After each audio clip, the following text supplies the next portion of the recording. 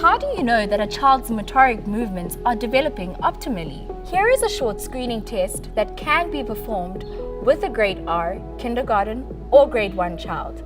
Assess the child's motor movement development in terms of the child's ability to do the different tasks on the score sheet. With ease means easily done with little or no effort. Can but struggles means that the child is able to do it, but it does not come easily. Struggles a lot means the child finally gets it done, but it is difficult for him or her.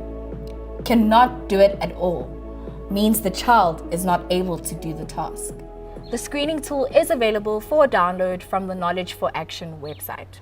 Gross motor skills.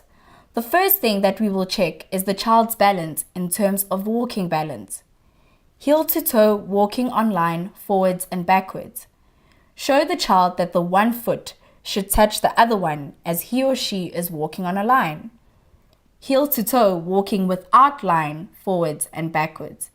Here, the child should walk on an imaginary line. The idea is to see if the child can still walk straight without a line being present. Hopping on one leg at a time. Here, you do not have to tell the child which leg to use first, but notice which one he or she starts with. This is usually the most dominant leg. Make sure that you then also check the opposite leg. In other words, that the child does not use the same leg when he or she hops back. Check the left leg and then the right leg, or vice versa. Balance on one leg. It is best if this exercise is done with the child to demonstrate what to do. Eyes open, left leg, 10 counts. Eyes open, right leg, 10 counts. Eyes closed, left leg, 5 counts. Eyes closed, right leg, 5 counts. Mimic postures. Demonstrate to the child what to do. You can also do the sequence more than once and do it a bit faster to see if the child can keep following you. Hands on shoulders. Hands on ears crossed over face. Hands on knees. Hands on knees crossed over. Tongue to the side of mouth. Posture on verbal command. This time you do not demonstrate, but just tell the child what to do. This will show if he or she is able to do motoric movements on voice command. This assesses how well the child can process the auditory input and correlate with corresponding motor movements, thus how the brain tells the body how to move.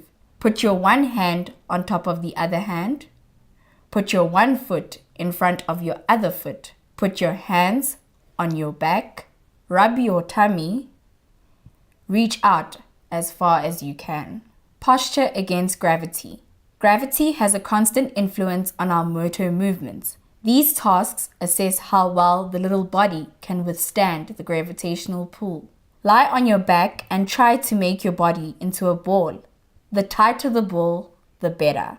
See if the child can hold this position for 10 counts. Lie on your tummy and fly like an airplane. This is also called the Superman position. The child should be able to hold his or her legs as well as arms up in the air at the same time. Also observe if the child is able to hold his or her legs together or are they apart. This exercise is also a good indication of core strength. Catching and throwing. This should be done with both hands and then one hand at a time. The child will usually use the more dominant hand if he or she is asked to use only one hand. Observe which hand this is and make a note for dominance. In other words, is the catching and throwing hand the same hand that the child uses for writing?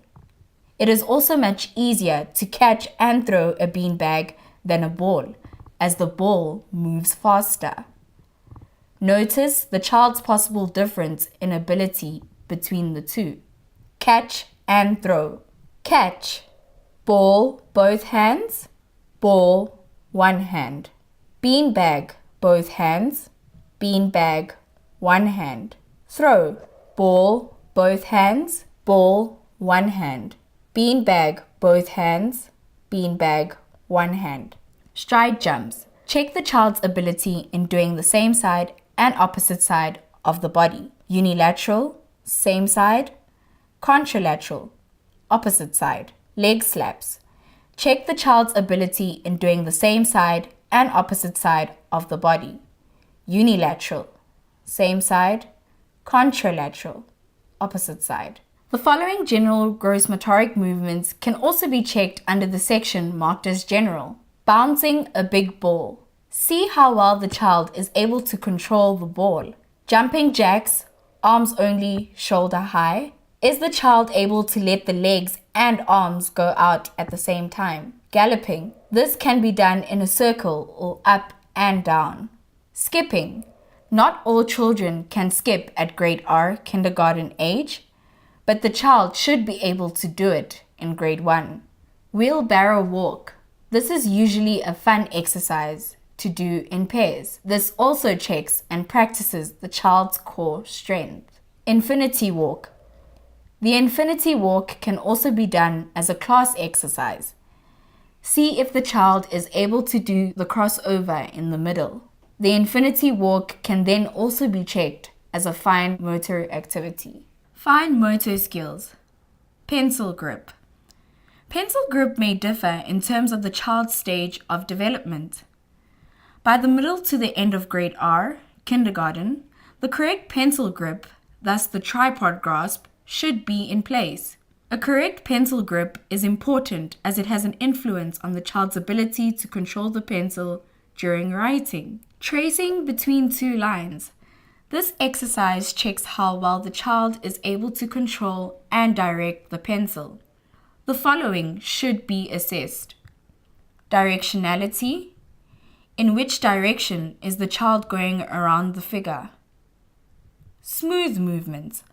Are the movements smooth or jerky, and does the child stop and start a few times? Midline crossing. Is the child able to pass the midline in front of the body without lifting the pencil? Coloring of picture. It may seem obvious that at grade R, kindergarten age, children can color, but what is important to note is the way in which the child is coloring. For instance, is the child coloring haphazardly in different directions, or is he or she coloring left to right? Left to right coloring is important as it sets the stage for letter formation later on. The following should be assessed while the child is coloring the picture. Direction, smooth movement, midline crossing, staying between the lines. Copying of figures. Look for the following while the child is copying the figures. Extra angles, size distortion, shape distortion. Cutting. Cutting skills show many different fine motor movements. Children usually struggle at first to cut, but the more they are exposed to cutting out pictures and shapes, the more they get used to the movements. Also, always ensure that you give a left-handed person the correct scissors. In terms of scissor grip, the following is assessed. Correct, incorrect. In terms of cutting skills, the following is assessed. Direction, smooth movements, manipulation, midline crossing while cutting. Dominance. Dominance can be assessed throughout the different exercises. Although there are some people who are truly ambidextrous, most people have one side which is more dominant. Check dominance in terms of hand, left or right, or not established. Foot, left or right, or not established. Eye, left or right, or not established. Eye movements. It is important that children's eye movements are checked. This is often an indication of how well they'll be able to copy from the board and test or examination papers later on.